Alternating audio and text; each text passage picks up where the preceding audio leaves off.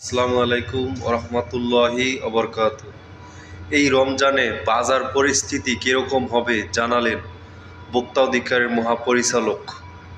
দেখেন সম্পূর্ণ ভিডিওটি, দেখার পরে অবশ্যই আপনাদের মতামত কমেন্টস বক্সে জানাবেন যে কী পরিস্থিতিকে বা কী পদক্ষেপ নেওয়া উচিত তাদের, সেই ব্যাপারে আপনারা অবশ্যই মন্তব্য করবেন। ধন্যবাদ সবাইকে।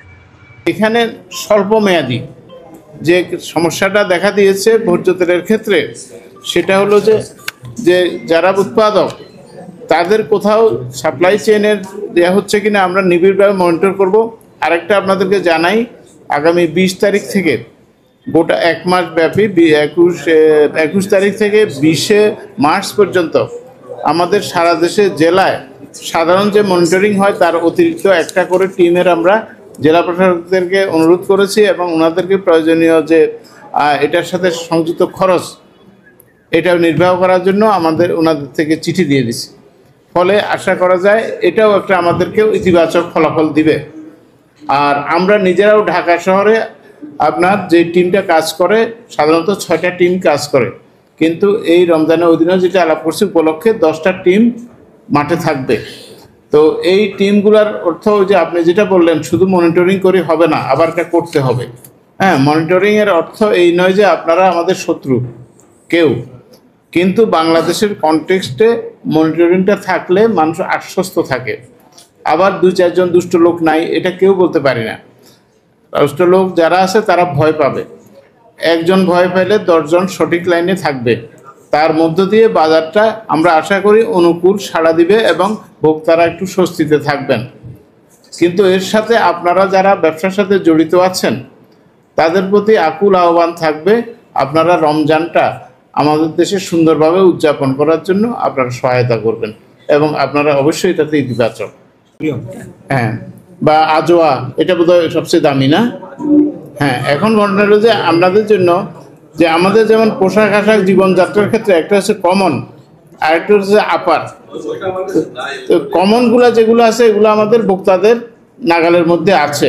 তো আমরা এটা নিয়ে এই মুহূর্তে সন্তুষ্টি প্রকাশ করতে পারি, প্রোভাইডেড আমাদের ব্যবসায়ীরা ভোক্তাদের অনুকূলে সে মানে যৌক্তিক প্রফিট নিয়ে এটা ছাড়বেন, অতিমূল্য যাতে না হয় আমরা অনুরোধ করতেছি সবাইকে। গত পরশু বা তার আগের দিন পেপারে যেটা এসেছে যে এই সমস্ত ক্ষেত্রে অলরেডি পাইপলাইনে যা আছে রোজার আগে 100% চলে আসবে। 150ও না, 100% এখানে অ্যাভেলেবেল হবে, কোনো সংকট হবে না। আর কয়দিন পরে রোজা, অনেক আলোচনা হলো কেন দাম বাড়ে, কি হচ্ছে, সুষ্ঠু দামে তেল পাচ্ছে বা তেল সরবরাহ বাজারে ঠিক থাকবে কিনা, খেজুরের দাম বা সেটা সাপ্লাই এবং মশলা একদম ছোট করে যদি শেষ তো হয়ে গেছে, যে ভোক্তারা কেমন পাচ্ছে বা আবার সেখানে সমস্যা হবে কিনা। সামারি হলো এই পণ্যগুলো বললাম আজকে যেটা নিয়ে আমাদের মত বিনিময় হলো, তার মধ্যে কনসার্ন অত্যন্ত বড় ধরনের এরিয়া হলো যে ভোজ্য তেল বা সয়াবিনের ক্ষেত্রে আমরা সমস্যার কথাগুলো ওপেনলি আলাপ হলো। সেখানে হলো যে সাপ্লাই যদি ঠিক থাকে তাহলে বাজারে এই সমস্যা যে ভোলাটাইল এটা হবে না। ফলে সেই ক্ষেত্রে সাপ্লাই যদি কেউ এটা ম্যানিপুলেট করে যে আপনার উৎপাদন আছে অথচ সাপ্লাই হচ্ছে না, আমদানি আছে অথচ সাপ্লাই হচ্ছে না, সে বিষয়ে অবশ্যই আমরা ব্যবস্থা নেব। হ্যাঁ, 2, এখানে মশলা জাতীয় পণ্যের ক্ষেত্রে বলা হচ্ছে 2টা উপাদান, একটা হলো জিরা, তাই না? এলাচি। আচ্ছা, বেশি দাম হচ্ছে এলাচি, আর এলাচির দামটা বিশ্ববাজারে বেশি আছে এবং আপনার ট্যারিফেও এটা আমাদের বেশি আছে, যেই কারণে ওনারা যেটা বলছেন যে দাম যে এমনি কিন্তু সাপ্লাই ঠিক আছে কিন্তু দামটা বেশি আছে বলা হচ্ছে, এবং এটা পলিসিগত বিষয়।